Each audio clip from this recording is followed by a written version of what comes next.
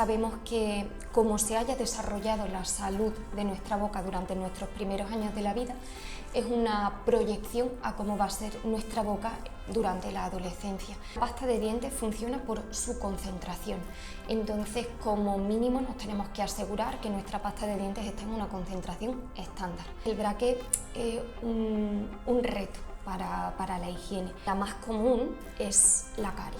Al final, prácticamente todos los individuos a lo largo de nuestra vida tenemos una experiencia mayor o menor con la carie. Lo que sabemos es que la carie no está tan determinada por la higiene, sino como por nuestra dieta. Los efectos del vapeo a nivel de la boca son muy similares a los que produce el tabaco.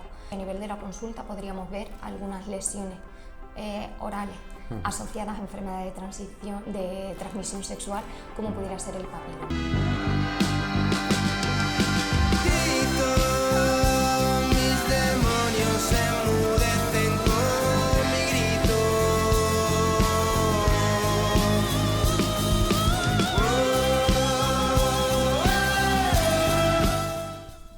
Muy buenas, estamos aquí en un nuevo episodio de Adoles Crecen en la clínica de Lucena y Morales para hablar de salud bucodental en adolescentes. Por supuesto, le agradecemos a la clínica la gentileza de permitirnos grabar aquí este episodio. También agradecemos a Hanna Lima, nuestra empresa patrocinadora de hoy, que realiza pendientes hechos a mano. Y para hablar de la salud bucodental en adolescentes tenemos a Ana Arroyo Buenestado. Hola Carlos, ¿cómo estás? Pues muy bien, muchísimas gracias por la disponibilidad absoluta. Gracias a ti, gracias a ti. Hace unos pocos días nos conocimos en la jornada andaluza de pediatría, de salud de atención primaria, y bueno, pues he visto una charla que digo, bueno, esto lo tienen que saber, lo tienen que saber más padres y madres, porque creo que tienen mucho conocimiento en este periodo de la vida, ¿no? En el cual pues la salud bucodental como que pasa una especie de laguna, ¿no? Estamos muy atentos con los niños y de repente en la adolescencia, entre bueno, pues los cambios, las autonomías que ellos van queriendo tener, etcétera. Entonces, bueno, pues la primera pregunta, ¿qué percibes tú en la consulta, ¿no? Cuando llega un adolescente, ¿cómo ves ese cambio, ves esa turbulencia, cómo se refleja en la atención de cada día? Sí que se ve mucho. El paciente adolescente tiene su idiosincrasia, como todas las etapas de la vida, y una de esas cosas tan particulares del paciente adolescente es que quiere su autonomía y quiere crecer, y la familia va dejando su espacio. Entonces no es que nos olvidemos del paciente adolescente, pero sí que es cierto que, como tú muy bien has dicho, estamos un poquito menos pendientes. Además, el paciente adolescente tiene muchas cosas en la cabeza, lleva adelante sus estudios, lleva adelante sus extraescolares, lleva adelante su vida social, que representa un espacio muy importante de su vida, y es cierto que la salud y los cuidados pasan a un segundo plano y lo vemos reflejado a nivel de porque su boca. A nivel general, evidentemente, pues cada paciente pues es un mundo, ¿no?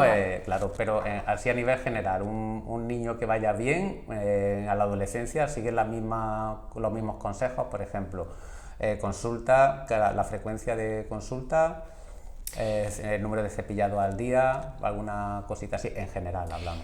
Pues sí, de forma general sabemos que como se haya desarrollado la salud de nuestra boca durante nuestros primeros años de la vida, es una proyección a cómo va a ser nuestra boca durante la adolescencia.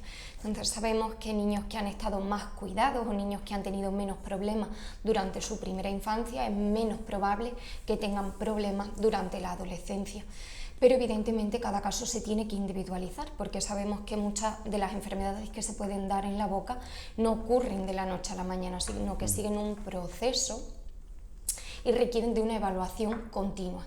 Es decir, nosotros evaluamos al paciente adolescente, igual que al paciente pediátrico, de forma continua y de forma periódica, y como siempre se tiene que individualizar en base a sus necesidades. Claro, porque habrá además dos tipos de pacientes: el que viene desde chiquito y ya digamos, pues hombre, pues viene a su odontopediatra pues digamos como algo habitual, y después habrá quienes no hayan venido a lo mejor en muchas ocasiones y de repente se enfrentan ahí, os ven a vosotros con los instrumentos, y supongo que habrá como dos tipos de pacientes también, ¿no? Sí.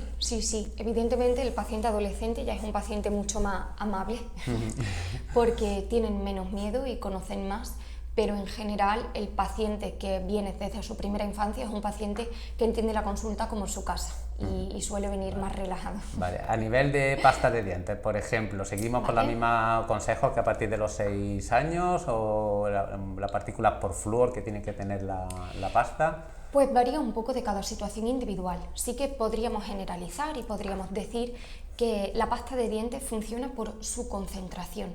Entonces, como mínimo, nos tenemos que asegurar que nuestra pasta de dientes está en una concentración estándar, que esa concentración no va a verse determinada ni por la marca, ni por el sabor, ni por la edad que codifica la marca, puesto que aquí en España no hay una regulación firme, no es un medicamento, es un cosmético, entonces cada pasta se rige por lo que considere. Por lo tanto, tenemos que asegurarnos que nuestra pasta está en una concentración estándar de flúor, que tiene que oscilar entre 1.400 partes por millón y 1.500 partes por millón, pero como digo, cada situación debe de individualizarse, puesto que sabemos que hay situaciones de riesgo, como por ejemplo un paciente que está en tratamiento activo de ortodoncia, cosa que es muy común durante la adolescencia, algunas situaciones particulares, como por ejemplo medicación para el acné, que sabemos que va a disminuir la producción de saliva, que es nuestra barrera natural o nuestra forma Esas natural. bocas tan secas, ¿verdad? Con la isotretinoína que se utiliza, ¿no? Efectivamente, o por ejemplo, higiene que no está siendo todo lo correcta como a nosotros nos gustaría, que podrían verse complementadas por una pasta con una concentración de flúor un poquito superior. Eso es lo que a veces a los padres, los que somos más profanos, vamos y de repente le dicen, no sé si voy a decir una marca comercial, pero para que todo el mundo nos entienda, el Recaldén. De repente aparece en nuestra vida como el Recaldén. Eso, el Recaldén, ¿qué tiene que ver con la pasta? ¿No? Le dicen, no, cepíllase con él. Eso exactamente, Pues, a los padres que se lo planteen en la consulta, ¿qué es? El Recaldén es una pasta de dientes que basa su fórmula no tanto en la composición del flúor, sino en los compuestos fosfocálcicos. Los compuestos fosfocálcicos son compuestos derivados de la caseína de la leche y sabemos que son compuestos que tienen un alto pH y que ayudan en la remineralización de las capas superficiales del esmalte. ¿Qué es lo que ocurre? Que la evidencia que sustenta estas pastas de dientes a día de hoy todavía es muy escasa. Los artículos que hablan sobre cómo funcionan estas pastas están elaborados en situaciones in vitro, no in vivo. Por lo tanto, no podemos nunca recomendar una pasta que esté basada en los compuestos fosfocálcicos sobre una pasta que tenga una alta concentración de flúor. Entonces podría ser un método coadyuvante, es decir, que nos ayuda, que complementa, pero no sustituye nunca a una pasta de dientes con una adecuada concentración de flúor. Creo que es súper claro. Y ahora también ahí en la adolescencia creo que podemos empezar a introducirnos pues, otros elementos, por ejemplo, no sé, el hilo dental o háblanos un poquito de qué otro, o sea, tenemos la pasta, tenemos evidentemente el cepillado, porque yo creo que son las dos acciones fundamentales, ¿no? Efectivamente, es que el cepillado y la pasta se tienen que separar, porque a pesar de que van de la mano, el cepillado nos sirve para retirar los restos de comida y retirar la acumulación de bacterias, lo que hace que el diente se ponga duro es la pasta de dientes. Entonces el cepillado es fundamental para distribuir esta pasta de dientes y para disminuir la tasa de algunas enfermedades que están, por ejemplo, más relacionadas con las encías. La gingivitis, la periodontitis, están muy determinadas por la eficacia de nuestro cepillado. Sin embargo, la caries está muy asociada, o la prevención de la caries está más asociada a la pasta de dientes. Entonces, además de nuestro cepillado y nuestra pasta, hay algunos métodos que nos ayudan, sobre todo el hilo dental, que es fundamental, aunque ya se debe de estar utilizando antes de la adolescencia, puesto que nos ayuda a llegar a ese espacio tan estrecho que nos queda entre diente y diente. Y también tenemos los colutorios, que los colutorios son otro método coadyuvante. Aquí en España, igual que ocurre con las pastas, no hay una regulación firme sobre estos colutorios y tenemos dos concentraciones o dos presentaciones, que tampoco tiene que ser necesariamente de farmacia. Tenemos una concentración diaria, que incluso la podemos encontrar en los supermercados, y tenemos una concentración semanal. A la hora de decidir, siempre recomendamos la concentración diaria, porque sabemos que un goteo constante del colutorio es más efectivo que un colutorio, aunque más concentrado, una vez a la semana. Lo que pasa es que estos colutorios, como digo, son un método coadyuvante, es decir, nos ayudan y también se tienen que revisar, puesto que es un método complementario y tampoco sustituye nunca a nuestro cepillado. cepillado y con pasta, Y con pasta creo de que queda claro. Bueno, hemos hablado antes de los brackets, ¿no? Normalmente suelen, aunque ahora como que se ha extendido pues, como a todas las edades, así que Bueno, un sí. poquito, también a veces supongo que porque hay más revisiones y hay más atención, ¿no? A lo mejor a la higiene bucodental, ¿no? Sí. Y aparecen pues, estas situaciones. Pero bueno, nuestros adolescentes, Sí. muchos llevan brackets. Sí. ¿Qué cuidado tienen que tener en especial, ¿no? Cuando tienen los brackets, tipo de alimentación, Sí. tipo también de higiene, que aconsejáis vosotros en la clínica? Pues bueno, los brackets son un reto en sí mismos porque es difícil. Si es difícil para una persona estándar cepillarse correctamente y llegar a todas las superficies dentales, imagínate si además tenemos una barrera física que por arriba, que por abajo, que se engancha. Entonces el bracket es un reto para la higiene. Eso no quiere decir que no se pueda conseguir, simplemente que requiere un poquito más de atención y quizás requiere un poquito más de dedicación y de tiempo. Pero los brackets son un medio que actualmente utilizamos con mucha frecuencia para mejorar no solamente la estética de nuestra boca, sino también nuestra calidad de vida, porque sabemos que nos ayuda en el control de parafunciones, nos ayuda también en la estabilidad de nuestra mordida, etcétera, etcétera. Entonces, es un recurso que, como es tan frecuente, tenemos que saber cómo cuidarlo. Lo más importante, pues como decimos, mantener una correcta higiene, llegar a todas las superficies, aumentar el tiempo de cepillado, que puede sernos necesario, utilizar algunos recursos como por ejemplo reveladores de placa que nos enseñan dónde se nos están quedando restos, y a la hora del cuidado del día a día, además de esta higiene, pues evidentemente, aunque no tenemos que dejar de comer ninguna cosa, sí que hay algunos alimentos como los pastosos o muy retentivos que se van a quedar pegados durante más tiempo, son más difíciles de quitar, alimentos duros como por ejemplo los quicos, las pipas, que pueden... Que tanto les gusta. Exacto, que pueden despegar estos brackets que al final van pegados, no van dentro del diente, pero más allá de esto, es una aparatología común y sencilla. Vale. ¿Y alguna diferencia entre lo que son los, digamos, invisibles o los que son más de tipo hierro, en fin, los de metal, así? Pues bueno, la verdad que las grandes diferencias van en la demanda del paciente. Todos los sistemas de ortodoncia a día de hoy sabemos que son muy efectivos. El paciente es el que decide por sus necesidades o por sus preferencias qué tipo de ortodoncia es la que quiere, pero realmente el cuidado es más o menos el mismo. El bracket metálico sí que requiere mayor eficacia porque es una barrera física, mientras que los alineadores son más fáciles de cepillar, pero aún así todos requieren un cuidado. Efectivamente. Y algunos niños se quejan a veces de dolor de cabeza con los brackets. ¿Eso no tiene nada que ver o es más...? Porque a lo mejor los días que aprietas supongo que también estarán más molestos, ¿no? Porque esos días, todos los que hemos llevado brackets, pues, sabemos que son días, digamos, un poquito puñeteros, ¿no? Sí, sí. También varía un poco entre cada paciente. Hay pacientes que lo llevan súper bien y hay pacientes que lo notan mucho más. Yo fui de tu grupo, de los que lo notaba mucho cada vez que me tocaba el cambio de arco, el cambio de ligadura, porque al final se están aplicando fuerzas sobre nuestros dientes y nuestro diente no es una estructura inerte. Tiene dentro un nervio, está rodeado por un ligamento, que todo esto sufre la fuerza y se inflama. Pero también es el objetivo, ¿no? Hacer fuerza, ¿no? Para alinear bien, ¿no? Exacto. Pero no hemos visto que se asocia a un mayor dolor de cabeza. Puede tener momentos de molestias puntual que se pasan con el paso de los primeros días o con un analgésico sencillo, y realmente no hemos visto que cause mayores dolores de cabeza. Incluso podría decirte que al contrario, reducen la incidencia de dolores de cabeza, porque en algunas ocasiones las maloclusiones se asocian a fuerza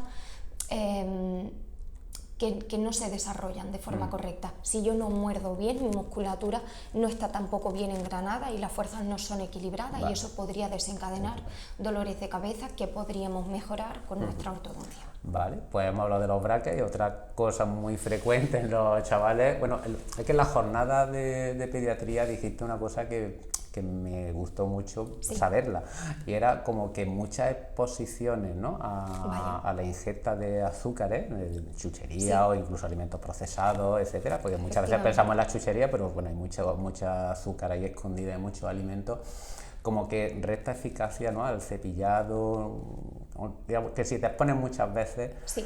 pues entonces Retaro lo va a explicar mejor que yo. Pero nuestros chicos, pues muchas veces pues lo vemos con las bolsas de gomitas, de chuchería, etcétera, también empezamos a ver la ingesta de estas bebidas falsamente llamadas energizantes, Sí. que en el fondo son estimulantes y que están súper cargadísimas de azúcar. Bueno, pues todas estas exposiciones, incluso la comida un poco más chatarra, cuéntale a nuestros chavales y a los padres y madres cómo incide esas múltiples exposiciones de azúcar a lo largo del día.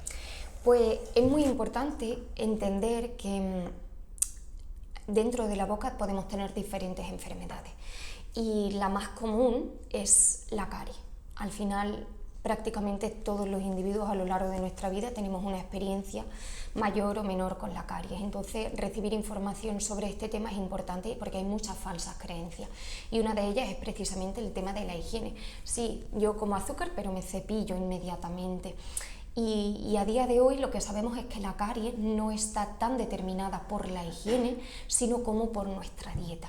Entonces, el consumo de azúcares o alimentos que podrían trabajarse dentro de nuestra boca y convertirse rápidamente en azúcar, que es esa comida chatarra que tú decías, por ejemplo, las patatas fritas, los gusanitos, las galletas, que a pesar de que no son azúcar blanco en sí mismo, se trabajan, como digo, muy rápido y se transforman con mucha facilidad en azúcar dentro de nuestra boca.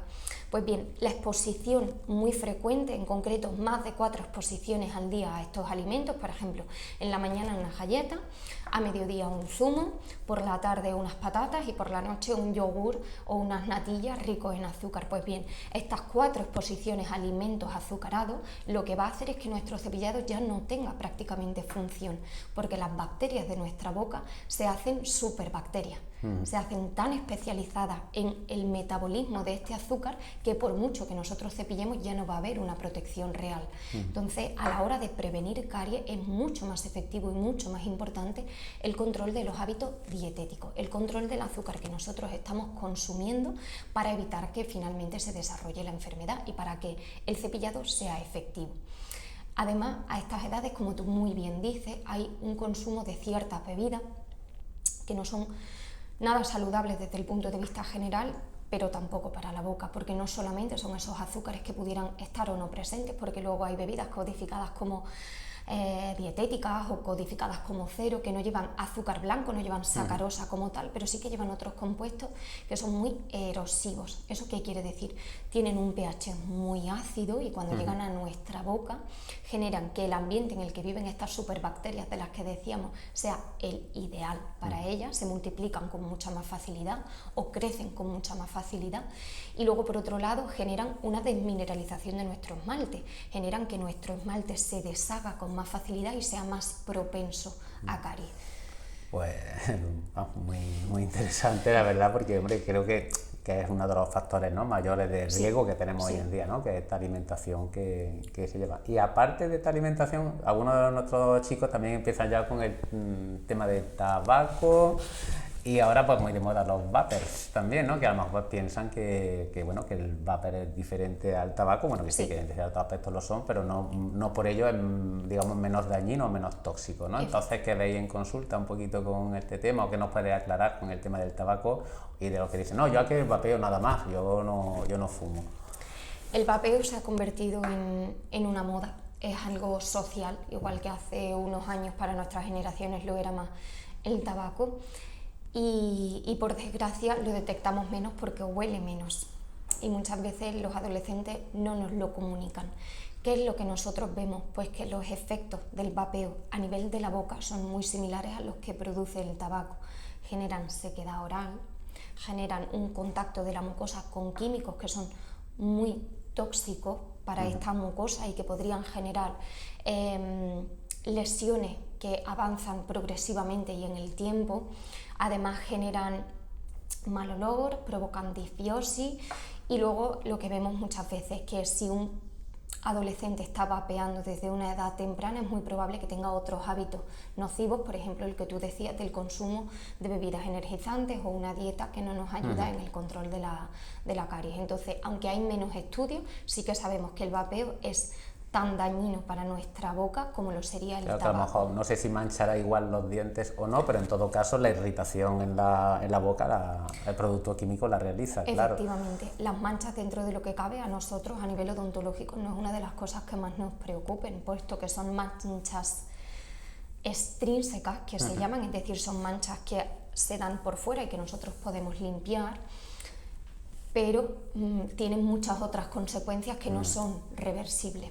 Vale, entonces le aconsejamos que si en algún momento pues vemos que nuestro adolescente pues huele a tabaco, o lleva una alimentación menos saludable, etcétera, esa frecuencia de la visita al dentista, al odontólogo, se reduzca, ¿no? Por ejemplo, cada año para a lo mejor 6 meses o ya lo que vosotros consideréis, ¿no? Pero que sea una frecuencia no más exhaustiva. Efectivamente, si aumentan los hábitos de riesgo, lo más importante es que hagamos un control más seguido, porque lo que queremos es prevenir la enfermedad, no solamente tapar cuando aparezca, sino poder informar y prevenir en salud antes de que aparezcan las consecuencias. Vale. Pues vamos a hablar también de otra cosa que también le suele pasar a veces o vemos en la adolescencia, que es como esa inflamación de la encía, la gingivitis, ¿no? Se llama gingivitis puberal, pero en el fondo como entidad no existe, ¿no? Me explicabas antes, pues explícanos por qué a veces a nuestros adolescentes o con los cambios puberales, o si a lo mejor tienen que empezar a tomar anticonceptivo oral o alguna cosita así, ¿por qué tienen esos problemas en la encía y cuáles son primero? Pues bueno, a nivel de paciente adolescente no es que aparezcan enfermedades específicas, es decir, la adolescencia no se asocia a enfermedades específicas, pero sí que como esas características individuales que decíamos que tiene el adolescente, es más frecuente que veamos unas cosas o veamos otras. La caries es verdad que tiene menos incidencia en el paciente adolescente porque diríamos reseteamos, cambiamos nuestra dentición temporal, nos vuelve a salir nuestros dientes y entonces volvemos a partir de cero, tenemos una segunda oportunidad. Y entonces vemos que el paciente adolescente no tiene una incidencia de caries tan alta como lo tiene el paciente pediátrico, diríamos. Lo que vemos es que el paciente adolescente tiene una peor higiene. Es un paciente que, como digo, tiene muchas cosas en la cabeza, prestan menos atención a estas rutinas del día a día, la higiene oral pasa a un segundo plano y lo que vemos es que hay mayores enfermedades relacionadas con las encías. Entonces vemos una mayor inflamación de la encía a nivel generalizado, que esto se llama gingivitis. Y sí que en algunos casos asociado a los cambios hormonales podría dar lugar a unos cuadros específicos como podrían ser, por ejemplo, la gingivitis espongiótica, que es una proliferación de nuestra encía, una encía que se pone gordita, muy rojita, no tiene por qué ser necesariamente dolorosa, pero sí que sangra mucho y que sí que sabemos que los cambios hormonales determinan gran parte de este proceso. O también la gingivitis ulceronecrótica aguda o laguna, mejor conocida, que es un cuadro de gingivitis muy agresiva que avanza muy rápidamente porque esa falta de higiene se suma probablemente pues a aditamentos que colocamos dentro de la boca, como podría ser la ortodoncia, que es muy frecuente en la adolescencia, o también estos cambios hormonales y que hay que controlarla, porque en este caso sí que es muy dolorosa y puede generar una pérdida de nuestras papilas. Entonces, como digo, lo más común a estas edades viene determinado por la falta de higiene. Suele ser por un descuido propio Bueno, muchas veces también pasa, bueno, a veces pasan dos cosas. Una, que también como los padres pues estamos cepíllate, pues una de las maneras de reafirmarse en que ya no voy a hacer lo que tú me digas es un poco eso.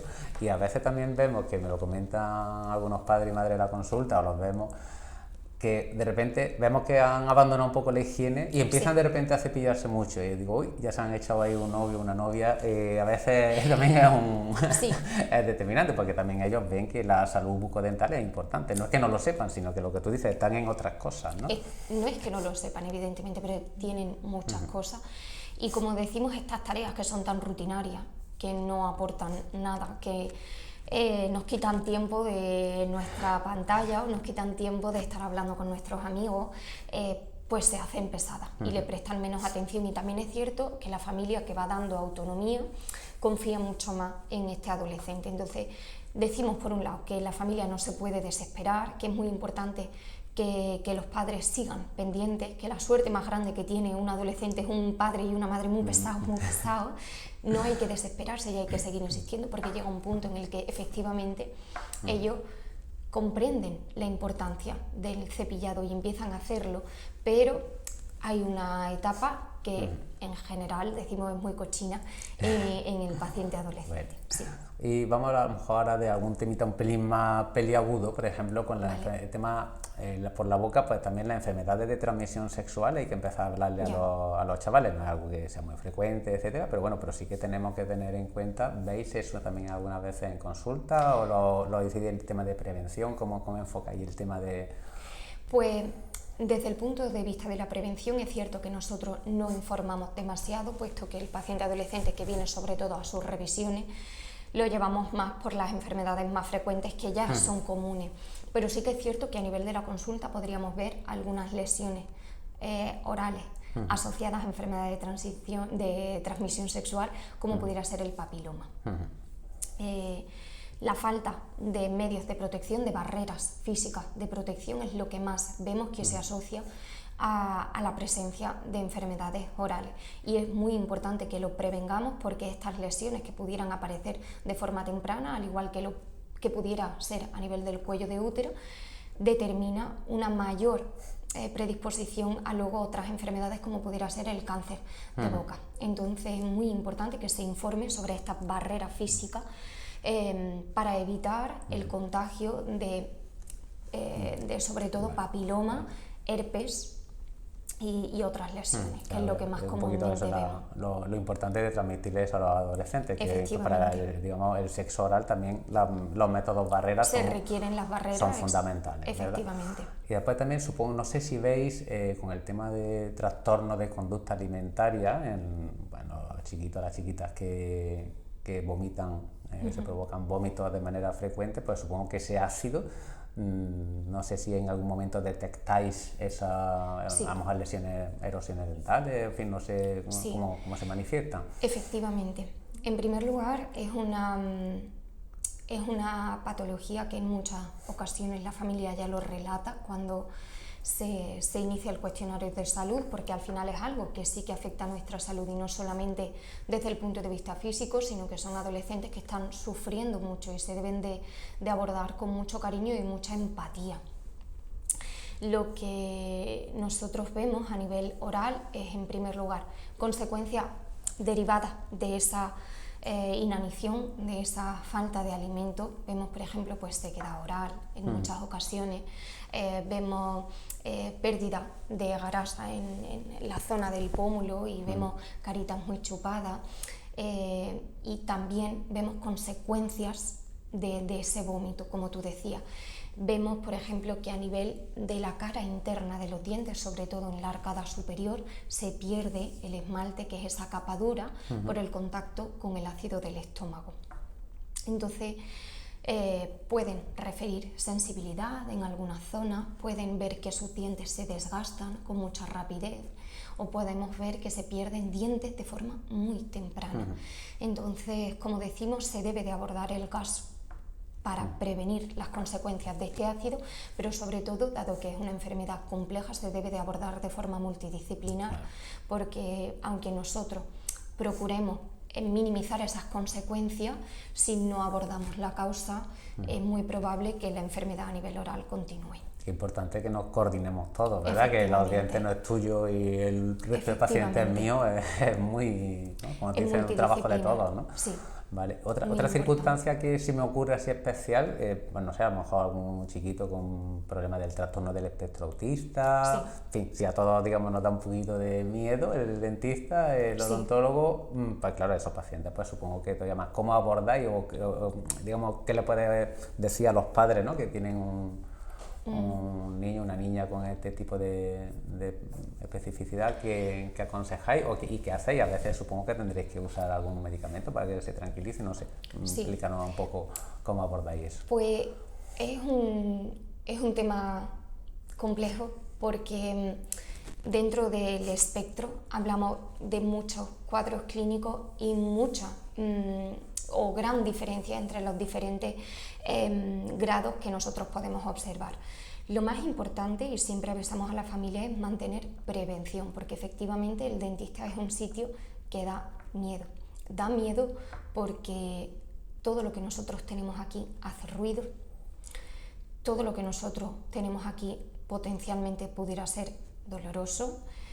Tenemos luces, tenemos que tumbar al paciente y todo esto podría desencadenar o podría generar mucho estrés en el paciente autista que son hipersensibles a estos estímulos, al ruido, a la luz, etcétera, etcétera. Entonces necesitamos prevenir desde edades muy tempranas. Necesitamos que el paciente autista o el paciente con Asperger, por ejemplo, ¿no?, que también podría compartir algunas de estas características del espectro, acuda a la consulta desde edades muy tempranas para que podamos enseñar en qué consiste el dentista y exponer al paciente al medio ambulatorio odontológico de forma progresiva y de forma continua para que lo entiendan dentro de su rutina. Hay que anticipar dónde vamos, hay que explicar, incluso en algunas ocasiones dotamos a la familia de instrumentos para que lo lleven a casa y lo practiquen en casa, con el espejo, cómo abrimos, con la linterna, para que ellos vean que cuando vienen aquí forma parte de su exploración normal. En algunos casos llegamos a conseguir tratamientos como una limpieza dental, restauraciones o incluso exodoncias dentro de nuestro medio, con mucho cariño, con mucha anticipación, con mucha exposición para que vayan conociendo los instrumentos, pero por desgracia cuando las necesidades son grandes o las barreras al paciente también son muy grandes, necesitamos o de medicación que nos ayude a que este paciente esté más tranquilo o directamente de llevarlo a una anestesia general. Entonces, lo ideal es tratar de prevenir, que la familia tenga mucha información sobre cuáles son las patologías más frecuentes, cómo prevenir estas patologías para que el paciente autista, al igual que todos los niños, sea poco probable que tenga necesidades. Volvemos a la prevención. Efectivamente, la prevención es la base de la odontopediatría. Vale. Sí. Pues nada, pues yo creo que hemos repasado un poquito todo. No sé si hay alguna cosita más que piense que es importante, que no te haya preguntado, que quieras decir sobre la salud bucodental en la adolescencia. Pues bueno, a modo de resumen, siempre decir a los padres que no se desesperen con el paciente adolescente, que necesita mucho cariño y mucha comprensión, porque pasan por una edad muy difícil, donde se replantean todo su mundo, y eso a los mayores nos cuesta entenderlo, pero todos hemos pasado por ahí, entonces... Se nos ha olvidado, pero todos hemos sido adolescentes. Sí, efectivamente, y requieren paciencia, requieren comprensión, requieren otro voto de confianza, pero eso no quiere decir que les demos a ellos toda la autonomía, que siguen siendo nuestros niños y que tenemos que seguir estando pendientes, ofreciendo nuestra ayuda, hablando con ellos y comprendiendo sus preocupaciones, porque muchas veces esas barreras en la comunicación también vienen porque nosotros no preguntamos qué puede estar pasando por su cabeza. Lo preguntamos muy tipo inspector. Efectivamente. Bueno, sí. Pues nada, pues muchísimas gracias. Tenemos un regalo de nuestro patrocinador Hanadima, que ha tenido bien a darte un detallito. Muchísimas gracias. Vale. ¡Qué bonitos! Por favor. Sabemos que te iban a gustar y que... Muchísimas gracias, son preciosos. Y por supuesto, pues también muchísimas gracias a Lucena y Morales, en la clínica de odontología, ¿no? Porque aquí hacen de todo, ¿no? Y la tenéis en Cañito Bazán y en la calle Gondomar, ¿verdad? En Córdoba. Justamente. Y bueno, pues muchísimas gracias, Ana. Gracias ha sido un vosotros. placer, de verdad, y creo que va a ser muy útil para todos. Ojalá que sí. Venga, Os esperamos para todo lo que necesite. Pues venga, gracias. Hasta la próxima. Que tengáis muy buen día.